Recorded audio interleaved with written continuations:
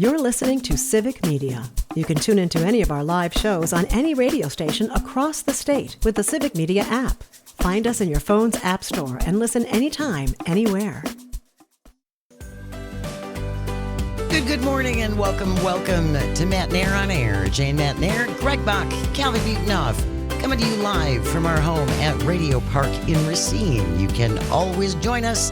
Call or text. The number is the same at 855-752-4842. Leave a comment if you're watching on the live stream on Facebook, YouTube, and what used to be Twitter. Coming up in just a little bit, we'll talk about DEI hiring mistakes. Oh, boy.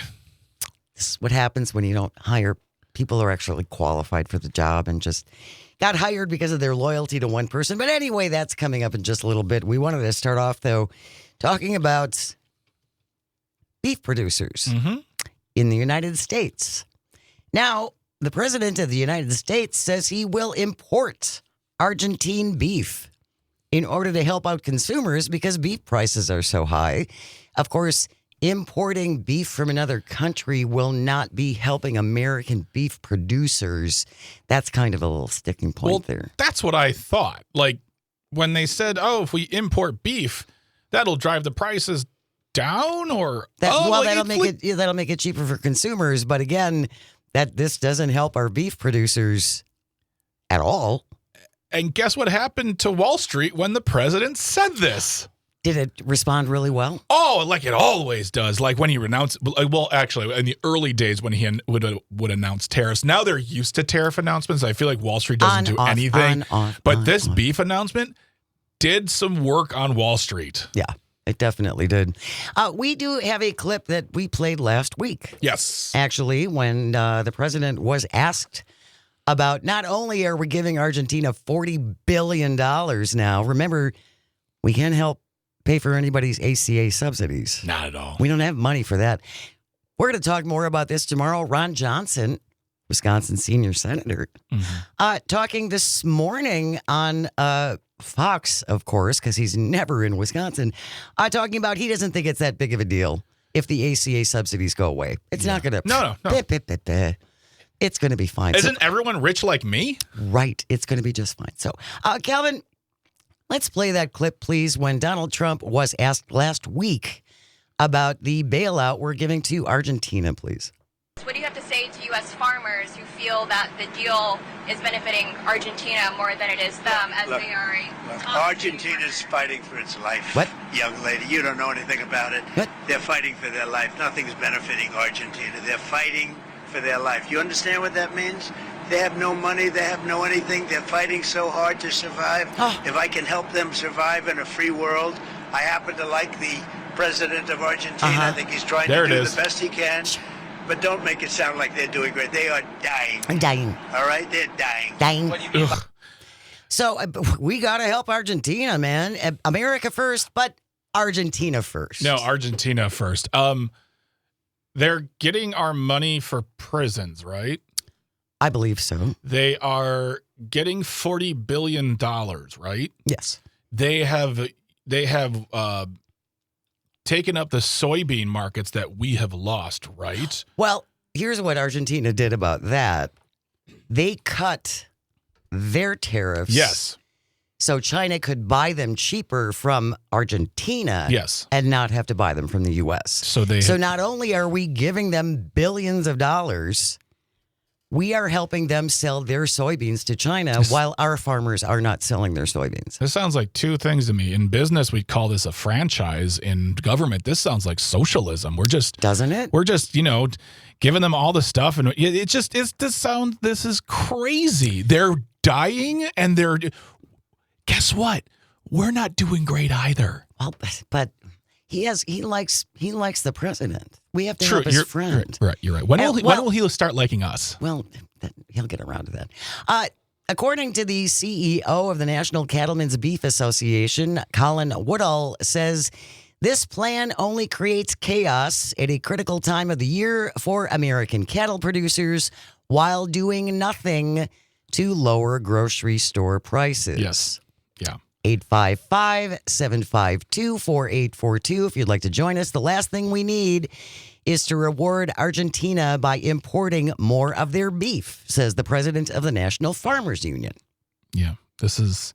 And speaking of farmers, I've reached out to someone to come on the show, Hans Breitenmoser, because he's a dairy farmer, but also he does beef as well, to come on the show and break this down in terms that we can understand coming from a farmer. So we want to get an expert's opinion on this. But this just, every time I read it, I feel like I'm missing something in my brain that makes it make sense to somebody. Everything about this, the way they're making it sound like it's a fix, it's amazing, it's awesome. But really what it's doing is just giving another country more of our stuff. And undercutting more of our producers. Yes. U.S. feeder cattle futures tumbled on Friday. When Trump first mentioned he was working on a deal to lower prices, they hit their lowest level in more than a week on Monday. Yeah. Before ending nearly unchanged.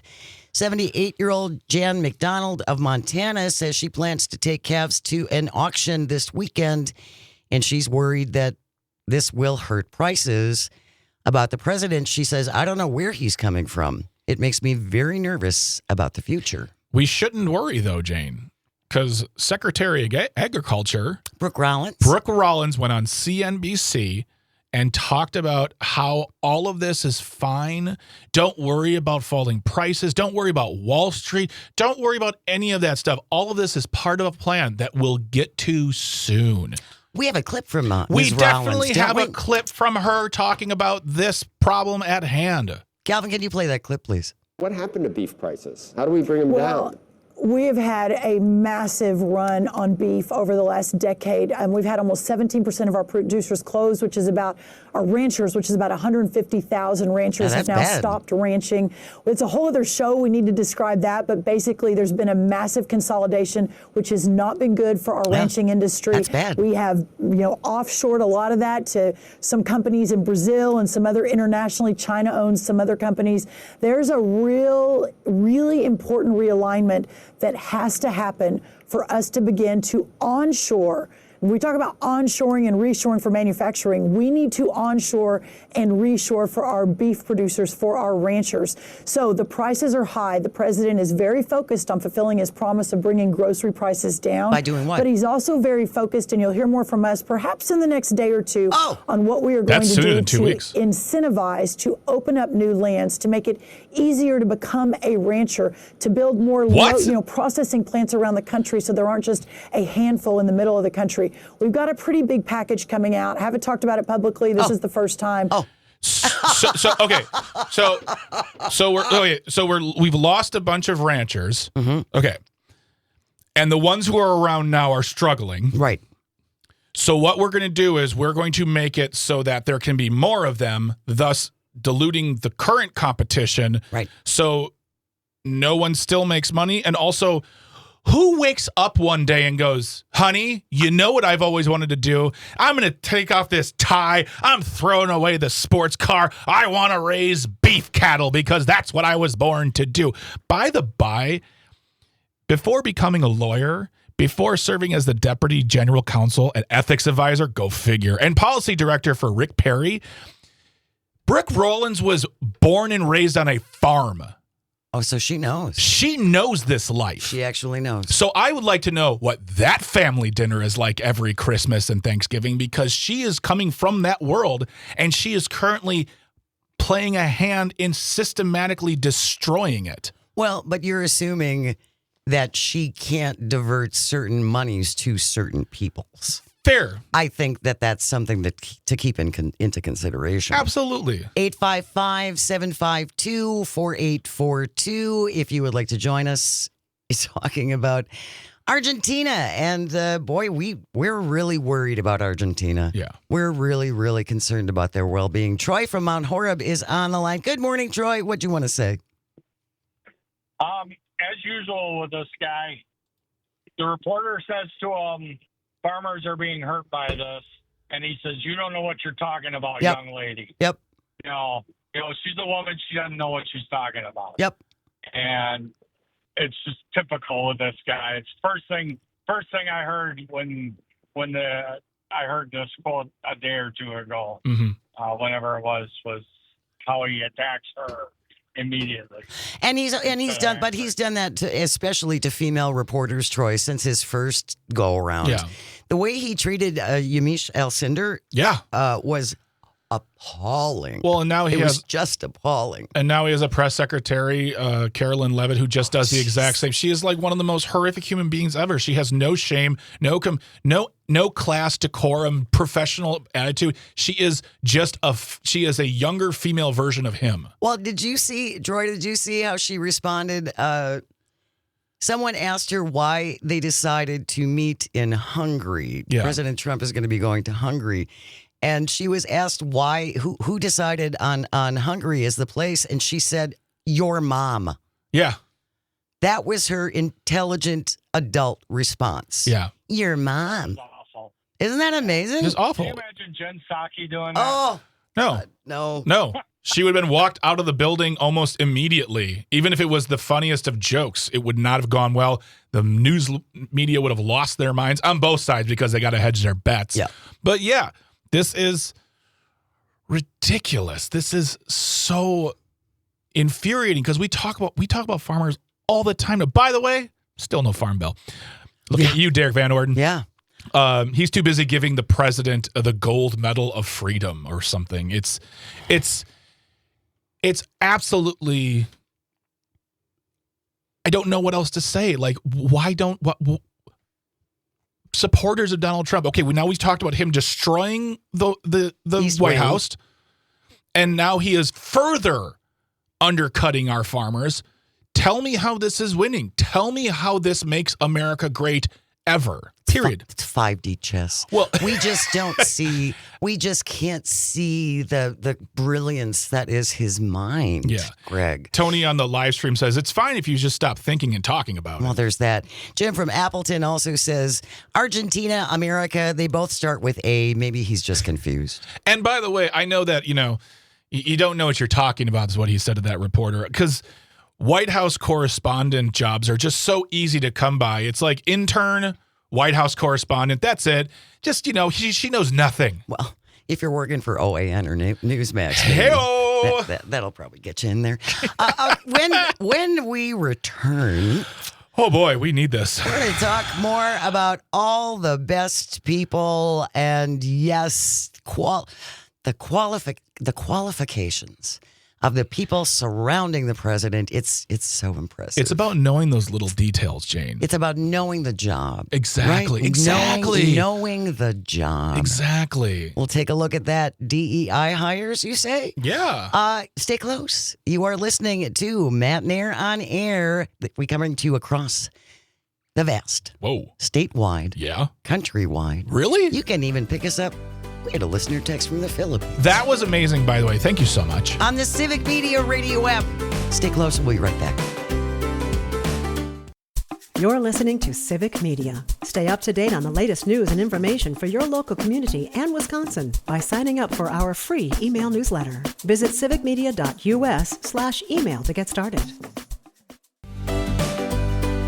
Good morning and welcome back to Matt Nair on Air. Jane Matt Nair, Greg Bach, Calvi on the board, coming to you from our studio at Radio Park in Racine. Join us at 855-752-4842. Leave a comment. If you're watching on the live stream, good morning, live stream. Hey, live stream. On Facebook, YouTube, and what used to be Twitter. And just a reminder, sign up for Civic Media today. Mm-hmm. Today. Daily newsletter comes right to your email.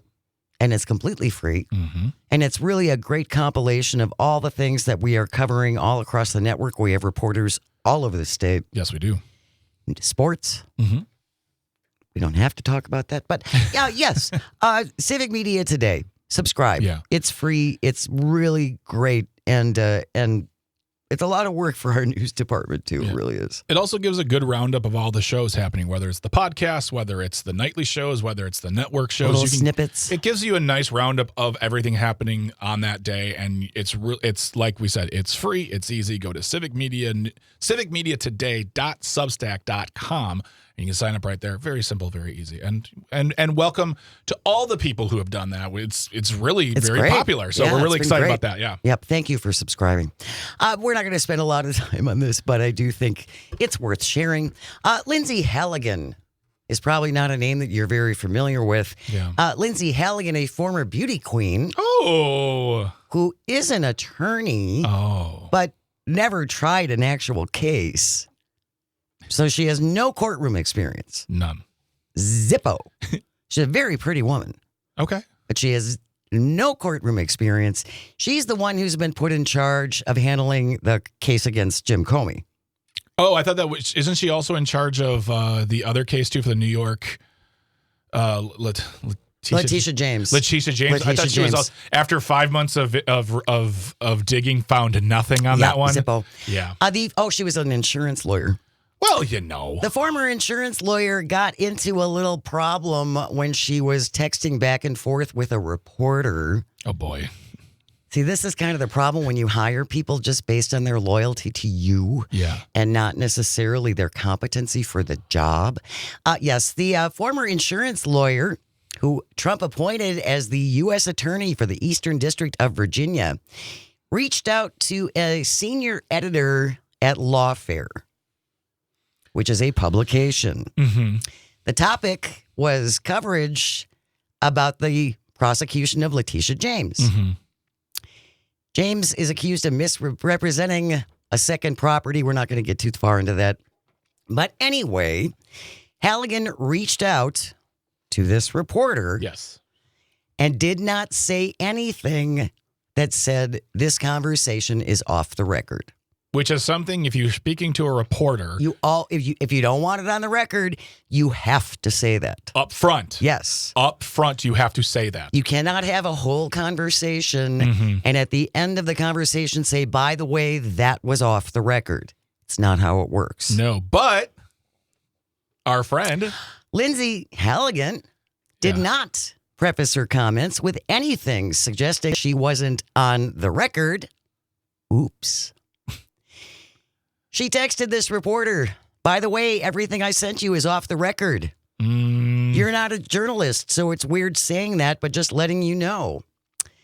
The senior editor at Lawfare responded, "I'm sorry, but that's not how this works. You don't get to say that in retrospect." Halligan replies, "Yes, I do. Your mom. Your mom's going to say your mom. Off the record. Also, I am really sorry. I would have been happy to speak with you on an off-the-record basis had you asked," said this person from Lawfare, "but you didn't ask. And I still have not agreed to speak to you on that basis. Do you have any further comment for the story?" Halligan said it was obvious the conversation was off the record. "There's disappearing messages. It's on Signal. What's your story? You never told me about a story." At which point, the woman from Lawfare published it. Also, it's not a guarantee, but I'm going to guess that most senior editors working for publications are journalists. They're working with journalists. To say you're not even a journalist when she said that, you're not even a journalist. I don't know why I'm You're a senior editor for a publication. You are a journalist. You have to afford that same common courtesy and matter of protocol to anyone working for a publication. You have to say this is off the record from the top. From the top. And also this Signal app is just bonkers. I never heard of it until the Pete Hegseth incident. The scandal we thought would be the end of him, by the way. It wasn't. It's like all these comedians last year who found out Snapchat pictures can actually be saved and not just go away. And they're like, "Oh no, what did I do?" This is bonkers. But hey, she's a beauty queen. President Trump probably thinks she's pretty, and she's loyal. Is pretty. So there she's you a very go. Pretty woman. So she has nothing to worry about.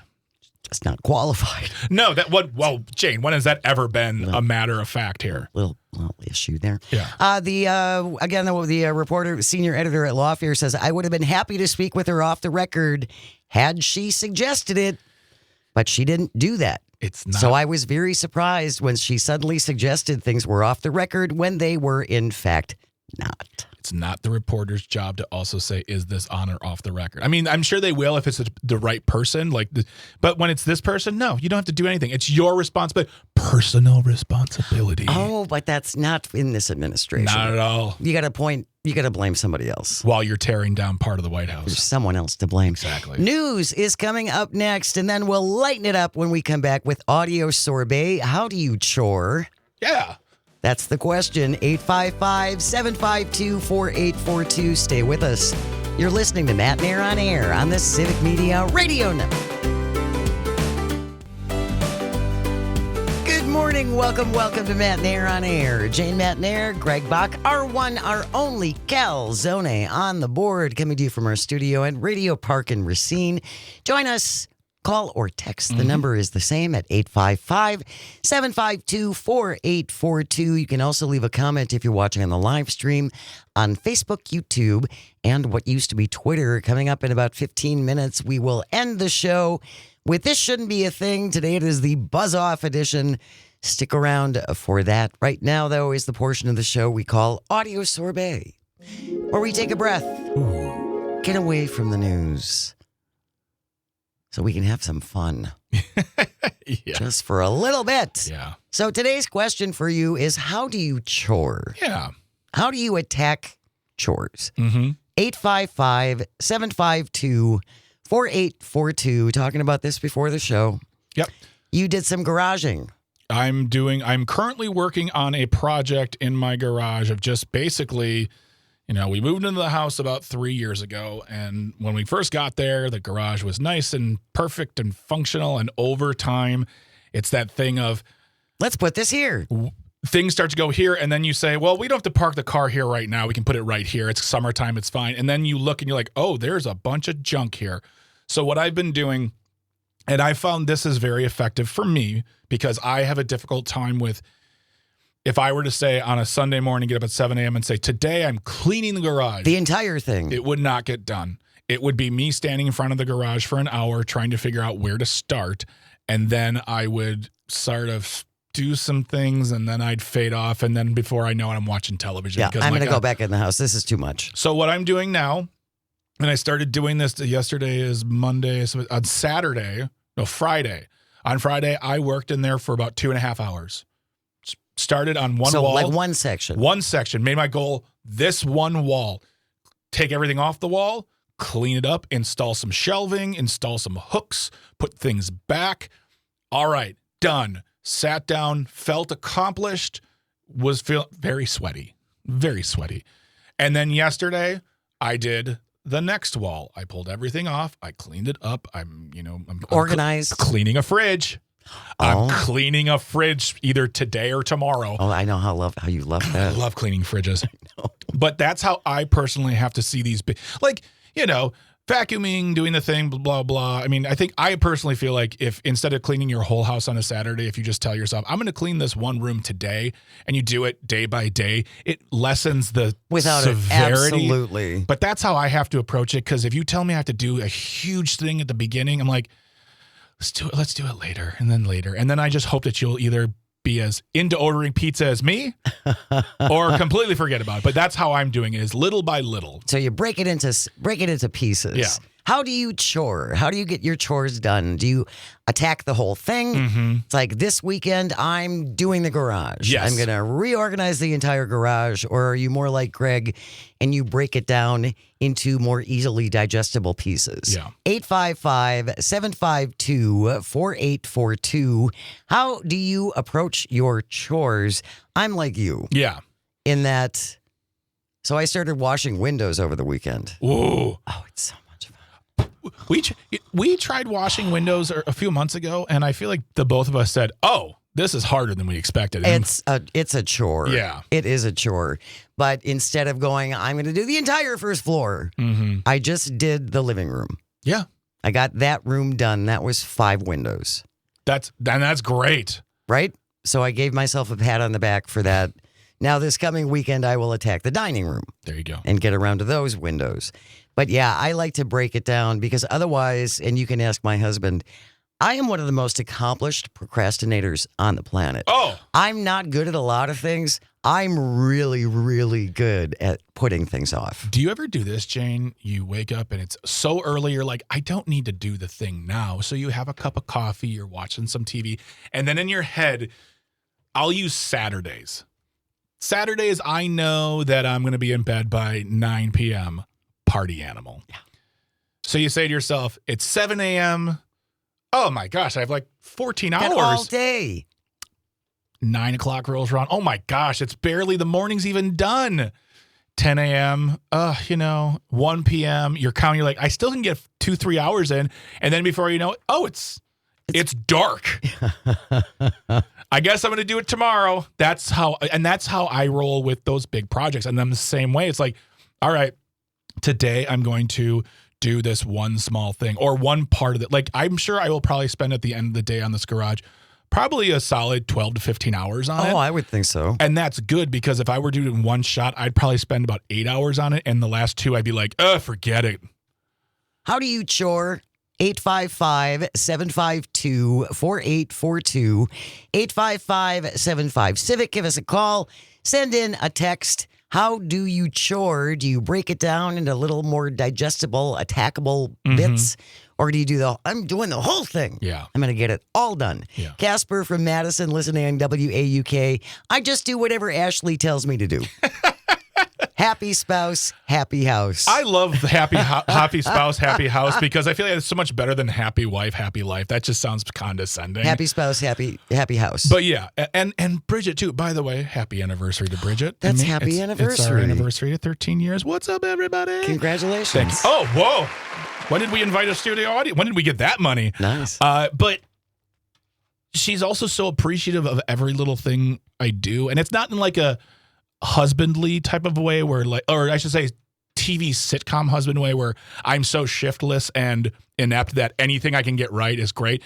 It's just that appreciation of each other. So like, I don't crave it, but I know she's going to say thank you. And that means something to me. It's just the acknowledgement. Yeah. It is. Yeah. That makes a difference. Yeah. It's important, especially I think, as you get on in your relationship, to continue to say thank you to each other. Oh my gosh. Yes. I really do. I completely. I think that's really important. Yeah. I don't disagree with that at all. And for me personally, 13 years on, been together a little bit longer, and I still am like she was out of town last week, and I got to pick her up from the airport on Saturday, and I was so giddy to see her because it's like it's not just a husband and wife. We're a good hang. Like, it's fun with each other. We have a good time, and so when she shows that appreciation, which she always does, from just taking the trash out to doing this garage project, it's just good to know that, like, all right, I'm doing this for us, the garage.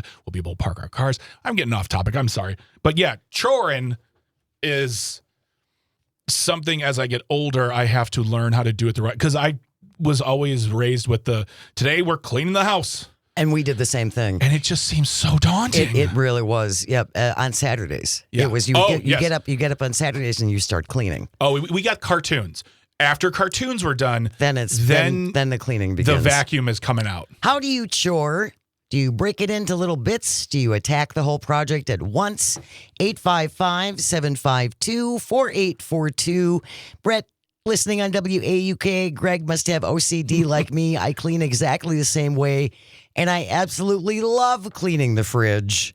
Take everything out, including the shelves. Yep. Nothing goes back in that's not clean, including the jars. Oh, yeah. You use a toothbrush. I use toothpicks, toothbrushes, Q-tips. Gotta get Jane, you got to get in the crevices. Apparently. And our refrigerator in the garage is quite gross and probably should be thrown out. I'm just kidding. It's fine. It just needs to be cleaned. And I'm going to go in and I'm going to we actually have a big tub in the garage right now. And I think what I'm going to do is I'm going to put some boiling water in there and just dump all the shelves and just let them sit and soak. That's probably because good. With some vinegar and water in there. Ooh, Vinegar is a miracle. That's a brilliant product. idea. Yeah. Vinegar is great. That fridge is going to get It's clean. going to gleam. Going to get clean. It's going to gleam. How do you chore? 855-752-4842. Calvin, what about you? How do you chore, How Calvin? do you chore? Do you break it down? Do you attack the whole thing at once?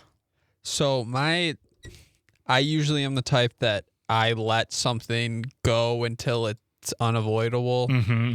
Like laundry, it just becomes a pile until I have to take care of it. Yeah. So, yeah, I mean, it becomes the type of thing usually where I just kind of get it all done. And motivation is not something that I am gifted with, so I have to strike when the iron is hot. When you feel the mood, you got to go with it. And I know that in-house chores are different than what we're talking with, at least for me. Like another big thing I got done finally, and you heard me complain about this so much, is I finally destroyed our play set in the backyard. I finally got rid of that. I had been whining about that for years, and I finally I realized something about myself. If I leave my shoes on, I have like a 70% chance of doing the thing I want to do if it's a non-in-house chore. Okay. So like if I have to run errands, doing the garage, going outside to do the thing, if I leave my shoes on, I will probably get it done. I might sit for a little. Like yesterday, I didn't just walk in and start doing it. I sat down for a little bit, and then around 2:00, I got up and I worked for a couple hours. But I left my shoes on, and the shoes were, for some weird reason, a motivator. And I'm like you, Calvin, in that sense, where like, especially with laundry, because even though it's not far, the laundry's way in the basement, bedroom's on the second floor, and that whole walking down some stairs just seems like the most daunting task on earth. Too much. If I was in a one-floor house, my laundry room would be in the first floor, not in the basement, because I'd be doing laundry all the time then. We have a laundry chute. I grew up with one of those too. It's a wonderful thing. Oh my goodness. Yeah, it's pretty fast. That would not get me to do laundry faster though. It doesn't. No. I just like throwing things down there. Do you ever just, when I was, take that, jeans. Very satisfying sound as it goes down the chute. How do you chore? 855-752-4842. That is our audio sorbet question today on Matt Nair on air, little by little. You break it down. You do it over a couple of weekends. Does it matter if you get up and get right to it? Yeah. Because I'm like you. On Saturday mornings, I'll get up. I want at least 2 cups of coffee. Yeah. And I want to surf for at least an hour. Mm-hmm. But then I have to get moving. Yeah. If by an hour and a half, if I continue surfing, that's where I'll be all day. And I don't personally find value, like, I worked for about 2.5, 3 hours yesterday, and when I sat on the couch, I felt like I earned the sit. Yeah. I earned the rest of the night. I don't have to do 8, 9, 10 hours and redesign a landscape or a front yard to feel like I've accomplished something. If I've accomplished the thing I want to get done and I've done it, then there you go. And if it's doing the dishes, doing some laundry, and cleaning a bathroom, I have achieved my goal. Yes, you have. Jenny on the live stream. I used to do it all when I was younger. Now I spread it out throughout the day and the week. I'm tired. I have a life to live, and the dishes can wait. Amen. I love that, Jenny. Do you remember we were getting upset with your parents when they're like, hey, Janie, can you take the trash out? I'm like, why? And then you realize one day, like, that chore took literally 45 seconds. Oh, God, Mom. Empty the dishwasher. What am I, made of time? Inconvenient. When we return, we'll wrap up the show with this Shouldn't Be a Thing Buzz Off edition. Stay with us. You're listening to Matt Nair on air on the Civic Media Radio Network. You're listening to Civic Media. Find the latest news, information, and archives of all your favorite shows on the Civic Media website, civicmedia.us. Good morning and welcome back to Matt Nair on air. Jane Matt Nair, Greg Bach, Dr. Slide on the board, coming to you from her home at Radio Park in Racine.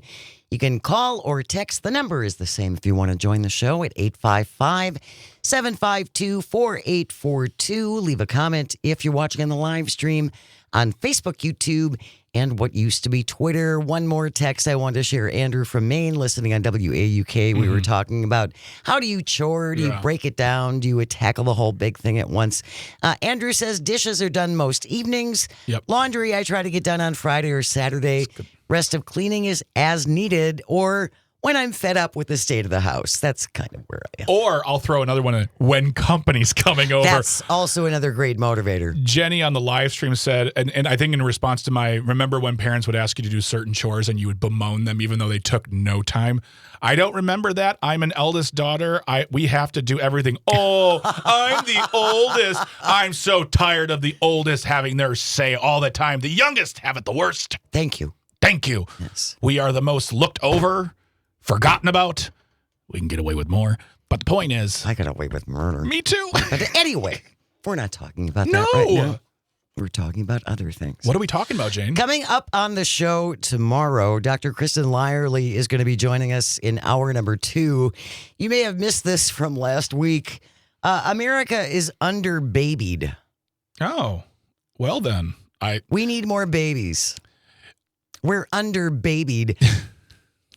And he also mentioned last week, of course, that our teenage boys they don't have enough sperm. How he knows this remains to be seen. Yeah. But we're going to talk about why people seem to be reluctant to have more children and what could be done to actually encourage that. We're also going to have Dr. Lyerly address the actual claim, or the actual fact that we have a lower population than needed in this country.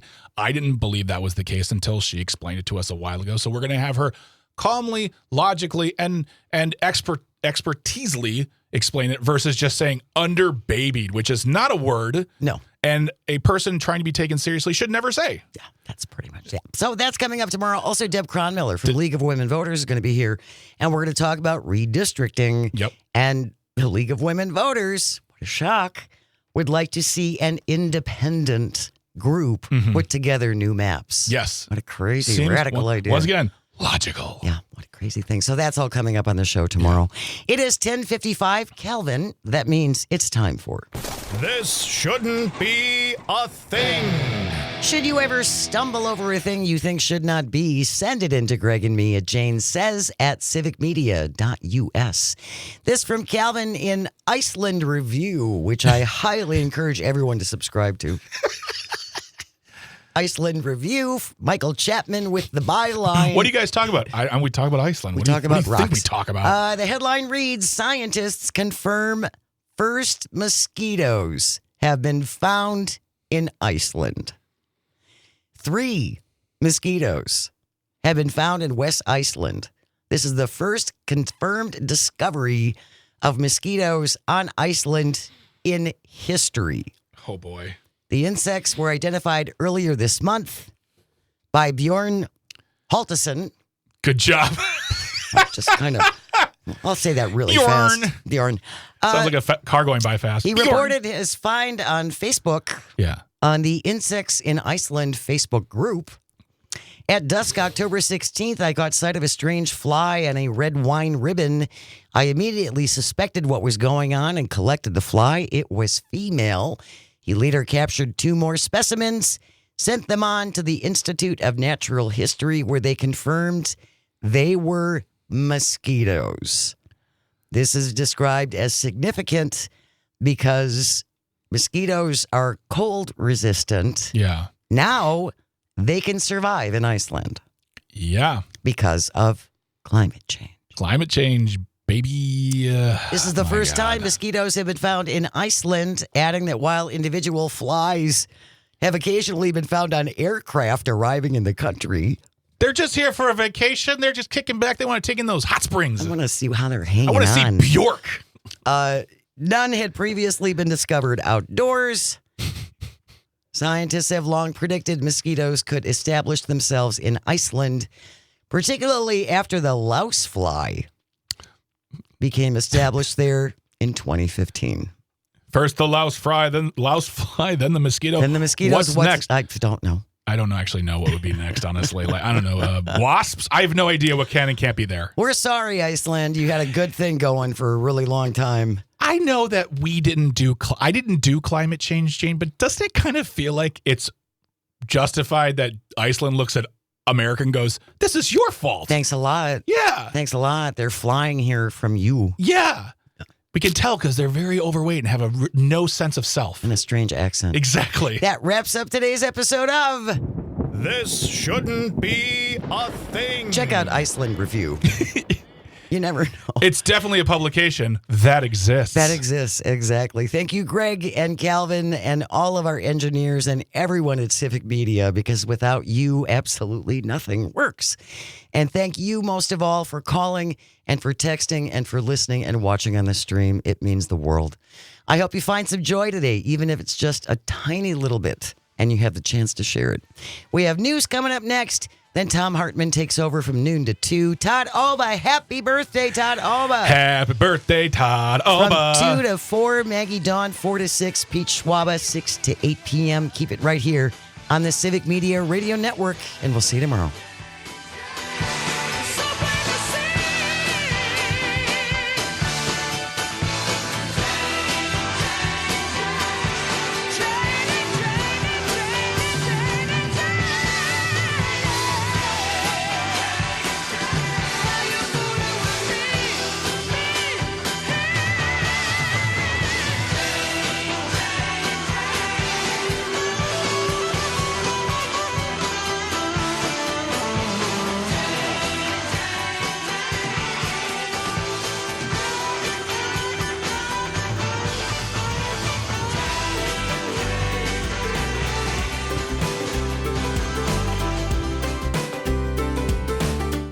The national news cycle never stops, but it can be hard to find news about your local community. Civic Media is dedicated to providing quality local and state news coverage across Wisconsin. With the Civic Media app, you can get notifications about local stories that matter to you and your community. Find the free Civic Media app in your phone's app store and choose notifications from the menu to tell us what kind of news you want to hear about.